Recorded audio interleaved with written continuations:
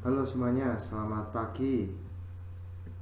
Kali ini kita akan mempelajari materi biologi kelas 12 mengenai pertumbuhan dan perkembangan tumbuhan.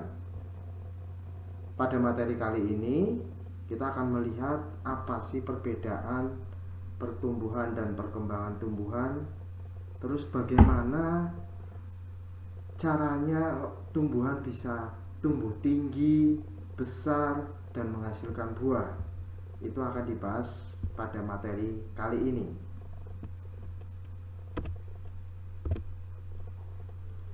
Berdasarkan pengertian, pertumbuhan merupakan proses bertambahnya jumlah, ukuran, dan volume sel suatu makhluk hidup.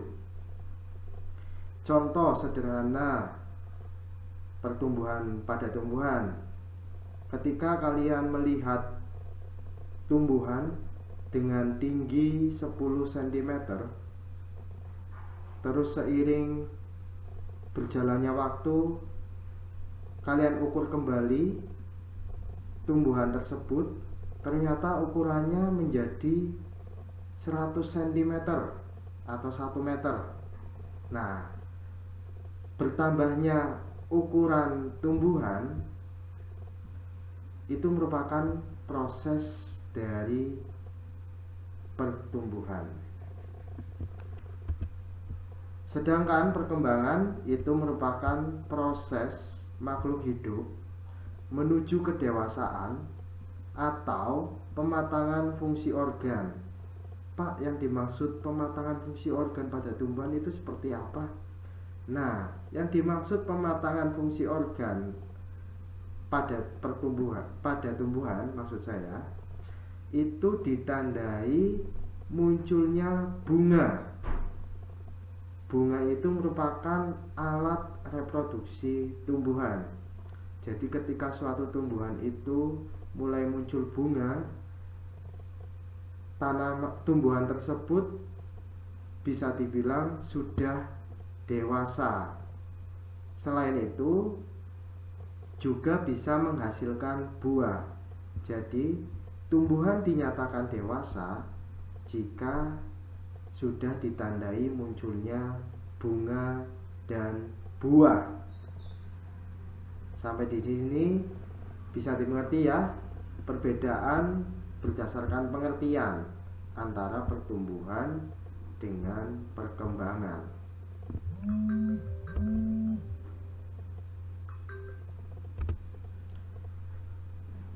Nah, sekarang kita melihat perbedaan yang lebih detail lagi antara pertumbuhan dengan perkembangan. Jika dilihat dari perbedaannya, tadi di awal sudah saya jelaskan berdasarkan pengertian. Kali ini kita lihat perbedaan berdasarkan ukuran perubahan, kemudian sifat, dan terakhir ada penyebab. Jika dilihat dari ukuran perubahan, pertumbuhan itu bersifat kuantitatif. Apa artinya kuantitatif? Yang dimaksud kuantitatif di sini adalah tumbuhan bisa diukur. Artinya bisa dinyatakan dalam bentuk angka. Tadi contoh di awal kan saya menyebutkan bahwa ketika tumbuhan itu tumbuhnya 10 cm, terus di kemudian hari kita ukur lagi, ternyata tumbuhnya sudah menjadi 100 cm. Nah, ini artinya kuantitatif, dapat dinyatakan dengan angka. Sedangkan perkembangan itu sifatnya kualitatif. Artinya perkembangan pada tumbuhan itu tidak dapat dinyatakan dengan angka. Apakah kalian bisa mengukur dewasanya tumbuhan berapa kilo? Kan tidak bisa. Maka dari itu perkembangan sifatnya kualitatif. Perbedaan berikutnya berdasarkan sifat. pertumbuhan itu bersifat irreversibel, artinya tumbuhan itu tidak dapat kembali ke ukuran semula. Jadi misal jika tumbuhan itu yang awalnya ukuran tingginya 10 cm terus kemudian dia tumbuh menjadi 100 cm, dia tidak bisa kembali ke ukuran 10 cm. Maka dari itu sifatnya irreversibel. Bisa, Pak, kalau dipotong kan bisa? Iya, dipotong. Kalau dipotong iya nanti ukurannya akan bisa kembali ke semula, tapi bukan itu artinya. Yang dimaksud irreversibel itu adalah yaitu ukuran tumbuhan tidak dapat kembali ke ukuran semula. Nah, sedangkan perkembangan itu sifatnya reversibel, artinya dia bisa mengalami kembali. Contoh, ketika suatu tumbuhan mulai muncul bunga dan kemudian dia sudah bisa menghasilkan buah, kemudian buah itu kita nikmati, kita makan, tumbuhan itu di kemudian hari pasti akan bisa menghasilkan buah kembali. Maka dari itu dia sifatnya reversibel, bisa terulang kembali. Perbedaan terakhir berdasarkan penyebab. Pertumbuhan itu disebabkan oleh pembelahan dan pemanjangan sel, sedangkan perkembangan disebabkan oleh diferensiasi dan spesialisasi sel.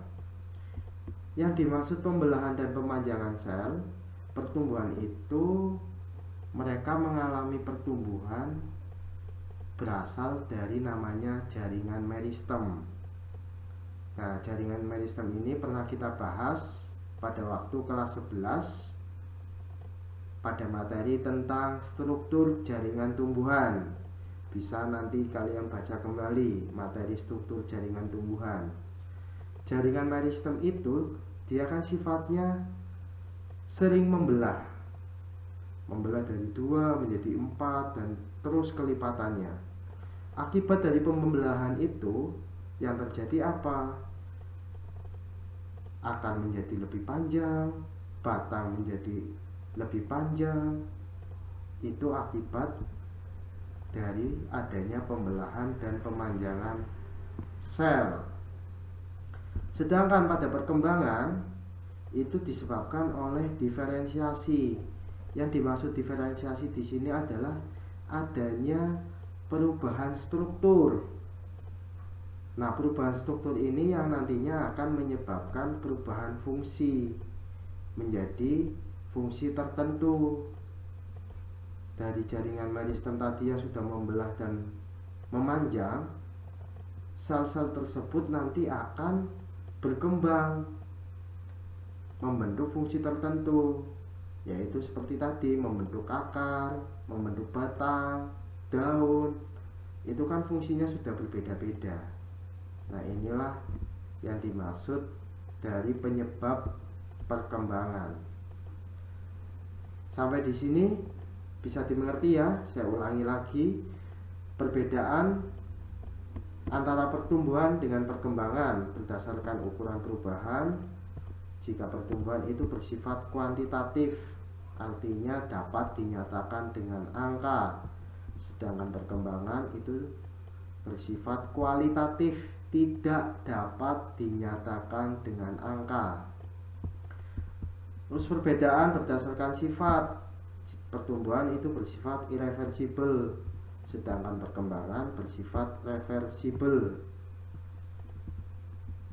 Perbedaan berikutnya, pertumbuhan itu disebabkan oleh aktivitas pembelahan dan pemanjangan sel, sedangkan perkembangan itu disebabkan oleh aktivitas diferensiasi dan spesialisasi sel. Itu perbedaan antara pertumbuhan dan perkembangan pada tumbuhan. Kita masuk ke slide yang berikutnya. Nah, suatu tumbuhan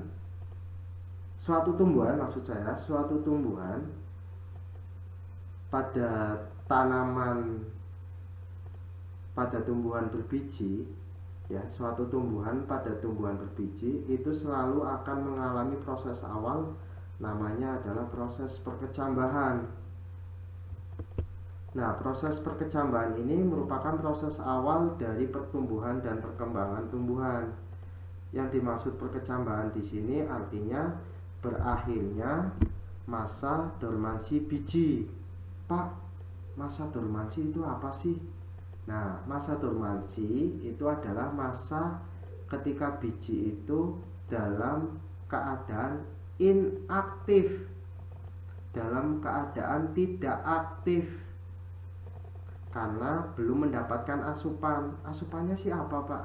Asupan dari biji itu adalah air. Jadi selama biji itu masih belum mendapatkan air, dia kondisinya pada masa dormansi. Biji itu dalam keadaan tidak aktif. Nah, ketika biji itu ditetesi air, maka berakhir sudah masa dormansinya, masa tidak aktifnya biji itu. Gambaran sederhananya seperti pada tampilan gambar ini. Bisa kalian lihat tahapannya dari poin A hingga poin D. Ini biji ya. Ini biji hingga nanti kemudian biji itu tumbuh radikula, calon akar. Ini adalah radikula, calon akar, dan nanti ini akan menjadi batang. Tahapan dari proses perkecambahan itu sendiri diawali ketika biji ditetesi air. Nah, proses masuknya air ke dalam biji itu namanya proses imbibisi. Ya, proses masuknya air ke dalam biji itu adalah proses imbibisi. Nah, ketika air itu sudah masuk ke dalam biji, air akan mengaktifkan hormon. Di dalam biji itu ternyata ada hormon. Hormon apa sih, Pak? Hormon yang ada di dalam biji itu adalah hormon giberelin. Hormon giberelin itu berperan dalam proses perkecambahan. Ketika hormon giberelin aktif, hormon giberelin akan mengaktifkan enzim-enzim hidrolisis. Ya, ini giberelin sudah aktif, dia akan mengaktifkan lagi enzim hidrolisis. Enzim hidrolisis nanti terdiri dari protease, lipase. Enzim-enzim itulah yang nantinya akan memecah cadangan makanan pada biji. Nah, cadangan makanan pada biji yang sudah dipecah itu menghasilkan gula. Gula inilah yang nantinya akan digunakan oleh biji sebagai energi, sehingga dari biji bisa tumbuh menjadi akar dan kemudian menjadi batang dan seterusnya. Itu tahapan dari proses perkecambahan jika saya jelaskan melalui gambar ini ya. Lebih jelasnya sudah saya tuliskan tahapan perkecambahan. Pertama, melalui tahapan imbibisi. Ya, biji mulai menyerap air. Air itu masuk ke dalam biji. Kemudian giberelin ini aktif. Yang menyebabkan giberelin aktif ini adalah masuknya air tadi. Ketika air masuk ke dalam biji, hormon giberelin ini akan aktif. Nah, ketika giberelin aktif, dia akan merangsang enzim hidrolisis. Ada protease, ada lipase, dan ada amilase. Enzim inilah yang nantinya akan memecah cadangan makanan endosperm ya. Endosperm di dalam biji itu akan dipecah menghasilkan energi, ya. Terus kemudian energi itu digunakan untuk membentuk, awalannya membentuk sel radikula. Radikula ini adalah calon akar, dan terakhir nanti kecambah mulai tumbuh sehingga bisa tumbuh menjadi tumbuhan seutuhnya. Ada akar, ada batang, dan daun. Terus dalam proses pertumbuhannya nanti juga bisa muncul bunga sebagai alat reproduksi dan muncul buah. Itu.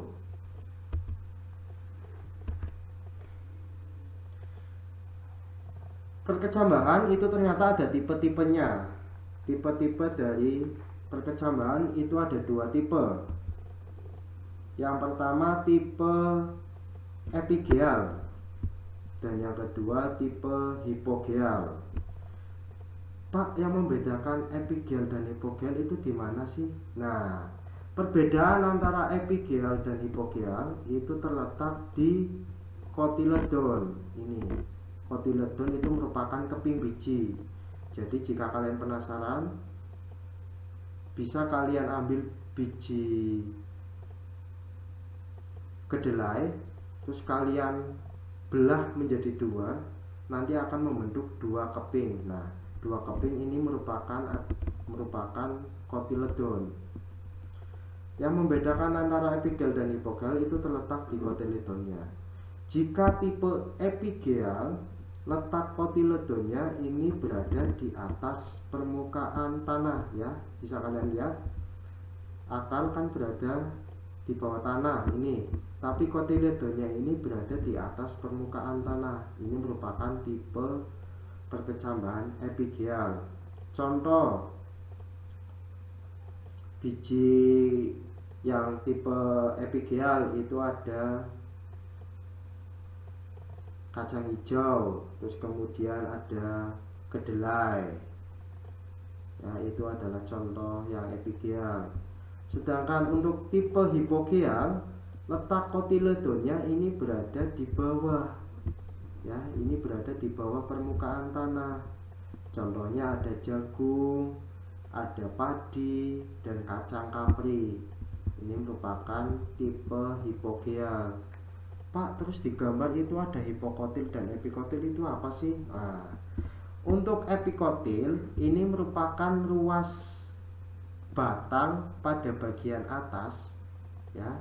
Saya ulangi lagi, untuk epikotil ini merupakan ruas batang pada bagian atas batang yang nantinya akan membentuk batang. Sedangkan hipokotil ini merupakan ruas batang pada bagian bawah yang dekat dengan kotiledon. Dia melekat dengan kotiledon. Ini yang nantinya akan membentuk akar. Ya, jika epikotil nanti akan membentuk batang, terus kalau hipokotil ini akan membentuk akar. Ini tipe-tipe perkecambahan. Cukup jelas ya. Kita lanjut ke slide yang berikutnya. Nah, untuk slide berikutnya kita akan membahas tentang jenis-jenis pertumbuhan. Untuk jenis-jenis pertumbuhan ini ada 2. Ini sudah cukup jelas, sudah saya tampilkan. Pertumbuhan primer. Terus satunya lagi pasti kalian sudah tahu, pertumbuhan sekunder pastinya, ya. Jenis-jenis pertumbuhan itu ada 2, pertumbuhan primer dan pertumbuhan sekunder. Kita lihat untuk pertumbuhan primer. Pertumbuhan primer ini terjadi pada pertumbuhan batang dan akar menjadi panjang. Jadi yang menyebabkan suatu tumbuhan itu menjadi tinggi dan panjang ini akibat dari proses pertumbuhan primer. Disebabkan oleh apa? Oleh aktivitas meristem apikal. Meristem apikal ini letaknya berada di ujung akar dan ujung batang. Jadi proses pertumbuhan primer itu terjadi di ujung akar dan ujung batang. Cukup jelas ya. Pertumbuhan primer terjadi di ujung akar dan ujung batang. Dia menyebabkan suatu batang dan akar menjadi panjang. Sedangkan ini gambaran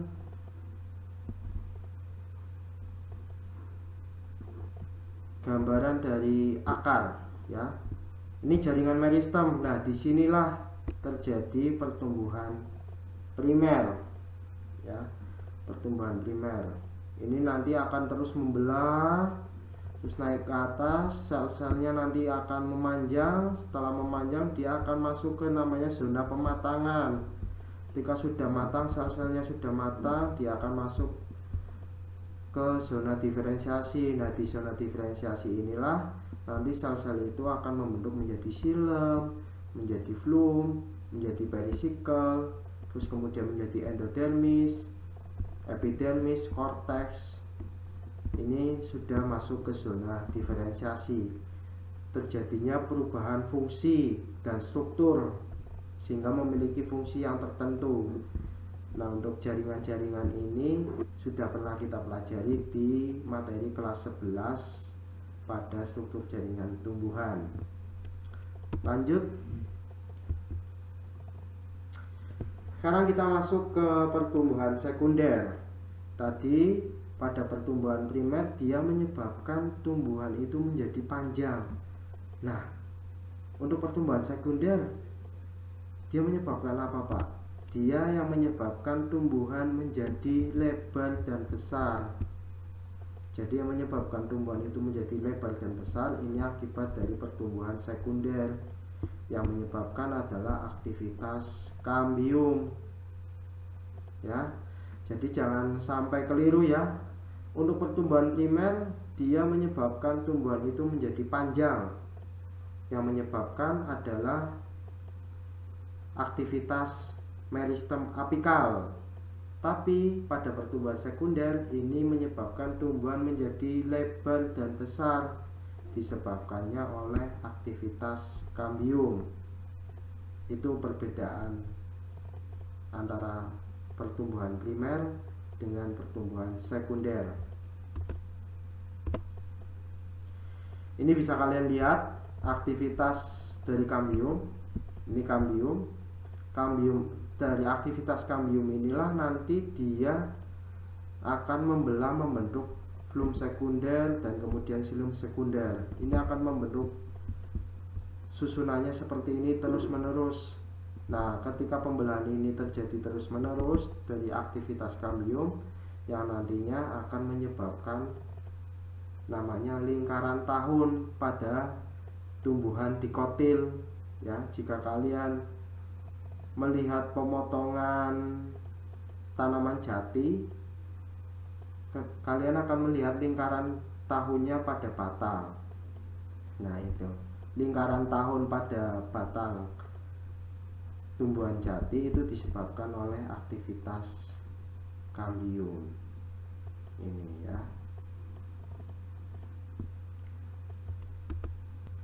Baik, dalam pertumbuhan ternyata itu ada namanya kecepatan tumbuh.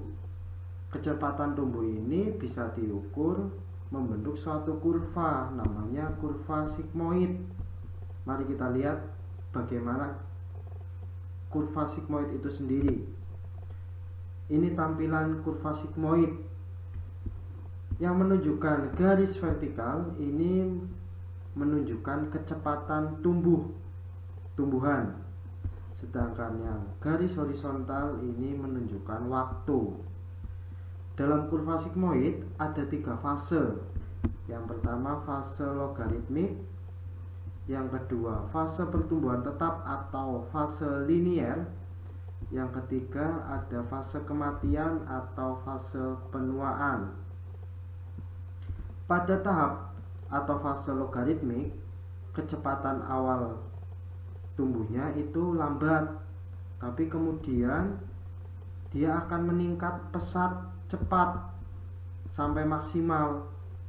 Ketika sudah maksimal, dia nanti akan masuk ke fase linier. Pertumbuhannya atau kecepatan tumbuhnya mulai melambat, stagnan, tetap. Nah, ketika kecepatan tumbuh itu stagnan atau tetap, dia akan mengalami penurunan atau penuaan, kecepatan tumbuhnya menjadi lambat dan akhirnya mati.